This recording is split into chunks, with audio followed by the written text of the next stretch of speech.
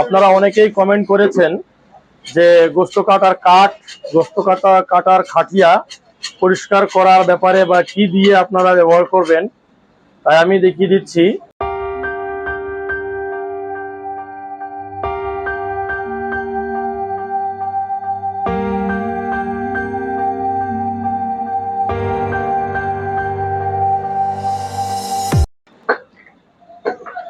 Viewers, আসসালামু আলাইকুম ওয়া রাহমাতুল্লাহি ওয়া বারাকাতুহু। আশা করি আপনারা সকলে ভালো আছেন। আমি মাস্টার এরশাদ কাসাই।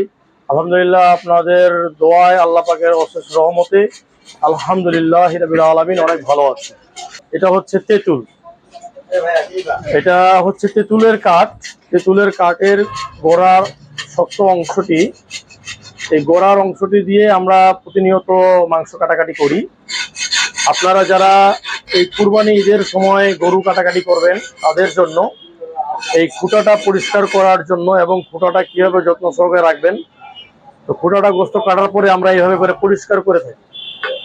আসসালামু আলাইকুম। আপনারা কি গরু কুরবানি দেওয়ার জন্য ভালো মানের দা চাকু খুঁজছেন?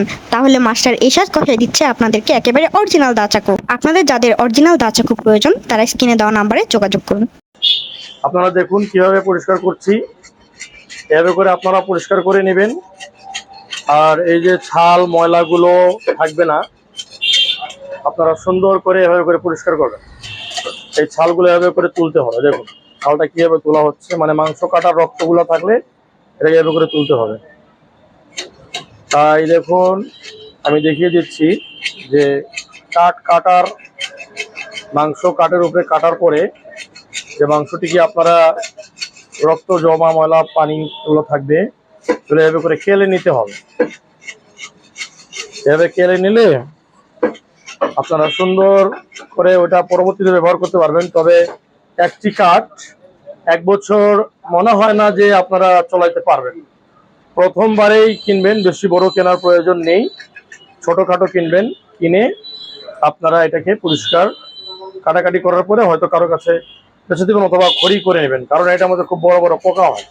যখন এটা পচে যায় তখন এটা কিন্তু পোকা হয়।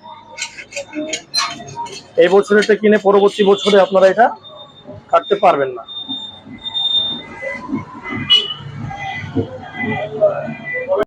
ভালো থাকুন, সঙ্গে থাকার জন্য অসংখ্য ধন্যবাদ। আসসালামু আলাইকুম ওয়া রাহমাতুল্লাহি ওয়া বারাকাতুহু।